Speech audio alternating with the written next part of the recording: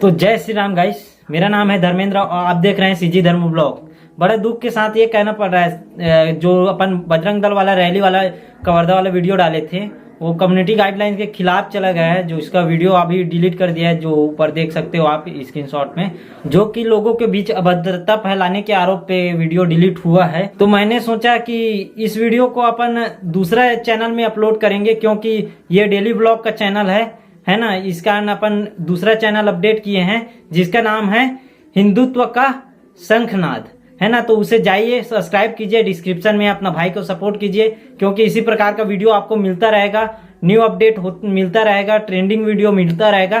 तो उसको जाके डिस्क्रिप्शन बॉक्स में लिंक है, तो उसको सब्सक्राइब कर लो और भाई को सपोर्ट करो, क्योंकि शंखनाद विजय का संकेत देता है। तो हमें को हमेशा विजय होना है, तो विजय के लिए सब्सक्राइब करना पड़ेगा आपको, जो कि सही समय में सही जानकारी बहुत जरूरी है। तो सब्सक्राइब कर लो, नीचे है डिस्क्रिप्शन में लिंक। इस चैनल को भी सपोर्ट करो, उस चैनल को भी सपोर्ट करो, हिंदुत्व का शंखनाद और सीजी धर्म ब्लॉग, दोनों को सब्सक्राइब कर लो।